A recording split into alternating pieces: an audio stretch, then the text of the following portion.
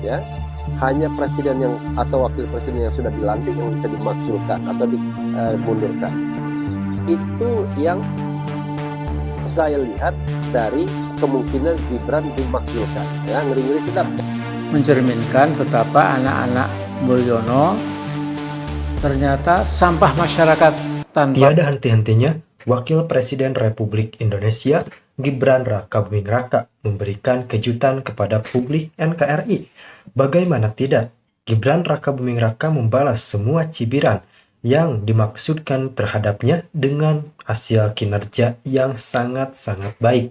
Ini jarang orang bisa melakukan seperti yang apa dilakukan oleh Wakil Presiden Republik Indonesia. Mas Gibran ini, meskipun masih muda, ternyata memiliki jiwa kepemimpinan yang sangat luar biasa. Bagaimana tidak ketika beliau dihina, beliau dicibir, beliau dikritik, beliau tidak menanggapi itu semua dengan hati yang panas. Namun, beliau menanggapi itu semua dengan santai, rileks. Namun, di satu sisi, para pembencinya makin panas dan kepanasan. Karena memang segala usaha yang dilakukannya, ujaran kebencian dan lain-lain, tidak berhasil menggulingkan seorang Wakil Presiden Republik Indonesia Gibran Rakabuming Raka. Dan inilah yang dibutuhkan oleh seorang pemimpin. Sikap tidak tumbang saat beliau dicaci maki. Orang nggak tahu setelah saya mengkritik Pak Jokowi, terus kami ketemu di istana, dia bilang sama pimpinan dewan yang lain, tolong kalau datang ke istana ajak Mas Fahri. Saya pengen dengar gitu loh. Jadi karena yang di luar itu kan dia mungkin ngikutin juga ya. Tapi memang setelah ketemu Pak Jokowi, terus kita ngomong terbuka di istana, sama. Pak Jokowi bilang, Mas Fahri saya senang mendengar hal-hal yang dikatakan. Itu kapan ala kejadiannya, kadarnya. Bang? Itu selama saya menjadi pimpinan dewan. Oke. 2000, Berarti sebelum Abang mengkritik pencalonan putranya juga masuk ke politik? 2014, 2019 di ujung. Di ujung saya mengkritik karena itu kan baru ya.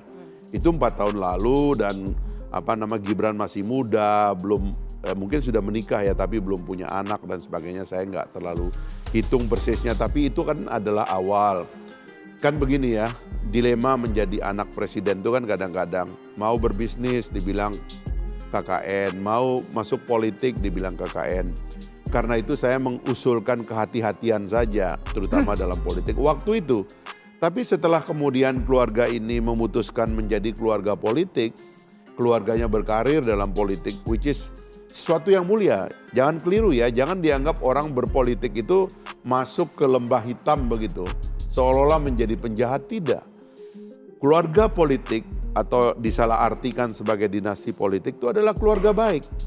Kita punya dinasti Hamengkubuwono di Yogyakarta, itu keluarga baik. Mengurus rakyat, mengurus negara. Keluarga Bung Karno, keluarga baik. Mengurus negara, mengurus rakyat.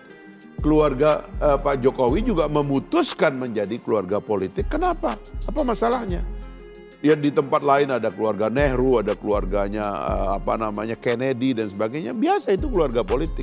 Mungkin juga saya nanti yang muda-muda kalau anak saya ikut politik menjadi keluarga politik. Nah, jadi tidak ada yang salah. Keputusan itu sudah dibuat masuk dalam politik. Tapi 2019 salah di mana, 2019. Bang? Karena itu kan baru mulai, saya menyarankan begitu ya. Saya menyarankan supaya dia berhati-hati. Jangan sampai citra bapaknya yang diragukan dari awal dulu itu cedera begitu. Tapi setelah dia masuk ke dalam politik, seperti kata Pak Jokowi, dia udah besar.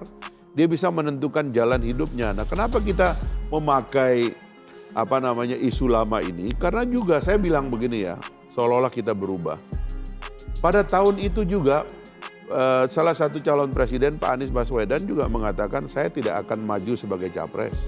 Apa kita mau mengatakan sekarang, wah dia berubah dan sebagainya, kan nggak bisa begitu juga. Nah, saya kira itu yang saya tulis di Twitter saya berikutnya adalah bahkan suatu hari telur pun bisa berjalan. Maksudnya itu kita berubah, ya, dan perubahan-perubahan itu mengikuti situasi yang ada dan itu biasa, mengikuti umur, mengikuti rute dari hidup kita yang berputar gitu. Jadi orang nggak percaya loh Bang bisa orang-orang sama politisi Bang. Kalau semuanya berubah-ubah Bang. Kesannya kan mungkin masyarakat di luar sana ada yang menganggap ini sebuah inkonsistensi. Jadi kata Benjamin Franklin, kasih tahu saya satu orang yang tidak pernah menginjak kaki orang. maka saya akan kasih tahu Anda orang yang nggak pernah berbuat apa-apa dalam hidupnya. Hidup kita itu berubah, berbenturan, berhadapan, kontroversi, apalagi orang publik. Itu biasa dalam hidup. Kita jangan nakut-nakutin masyarakat untuk tidak mau menerima realitas bahwa hidup kita memang begitu. Ini sebuah realitas politik artinya. Oh iya, ini adalah perjalanan yang tidak bisa kita hindari. Bang, dari semua 3 pasangan capres, kenapa akhirnya memilih salah satunya Prabowo Gibran? Oke, Abang tadi sudah mengatakan bahwa memang hubungan Abang cukup dekat dengan Prabowo dari tahun 1992 dan terus mendukung Prabowo untuk setiap maju menjadi capres. Tapi dari 3 ini kenapa jatuh pilihan ini? Nah, ini pertanyaan bagus karena saya mau melanjutkan kisah tadi.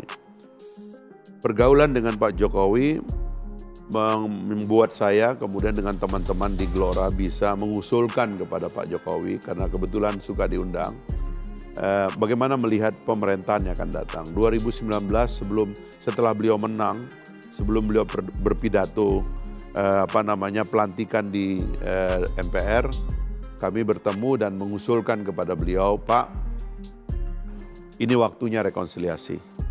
2014, 2019 antara Bapak dengan Pak Prabowo itu benturannya keras sekali, efeknya ke bawah, terjadi pembelahan.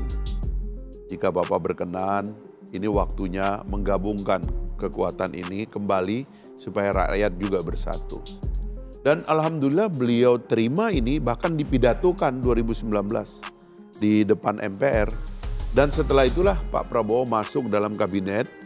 Belum ada cerita krisis dunia dan sebagainya, tapi setelah mereka bergabung, krisis datang dan kita melalui krisis ini dengan baik. Jadi Abang yang mengatakan bahwa yang membidani hubungan antara Pak Prabowo dan Pak Jokowi pasca Pilpres 2019 adalah seorang Fahri Hamzah? Enggak, semua orang juga mengharapkan agar Pak Jokowi begitu dan saya kira Pak Jokowi juga mulai dalam pikiran buat apa sih pembelahan ini dibiarkan. Tapi memang kan sistem kita waktu itu kan cuma mengantarkan 2 calon kan. Karena memang sepertinya ada yang mengatur supaya calon itu hanya 2 begitu ya. Tapi itu rupanya benturannya keras sekali di bawah. Pembelahannya luar biasa. Kita ingat waktu itu keluarga, suami istri, anak bapak, ya kan, grup WA dan sebagainya itu orang berantem semua. Bahkan ya di lapangan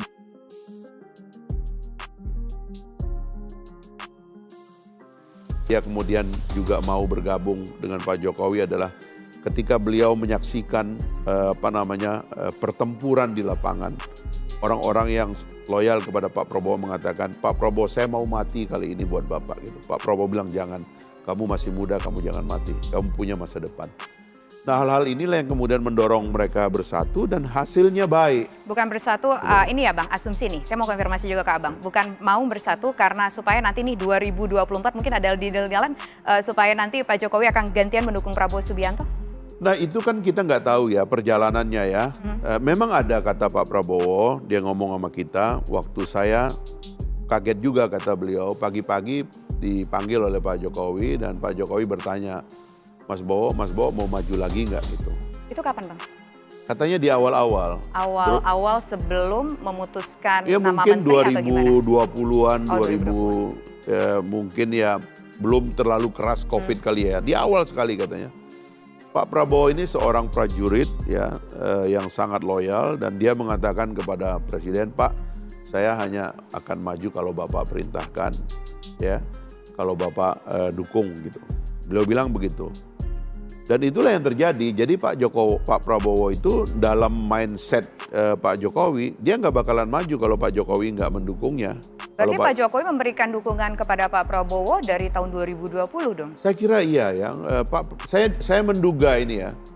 Pak Jokowi itu mungkin agak melihat satu sosok yang agak beda ya dari yang dikatakan orang kepada dia mungkin. Karena ini lawannya 2 kali kan, berdebat, bertempur. Tapi ternyata setelah jadi tim dan Pak Prabowo menjadi anak buah Pak Jokowi,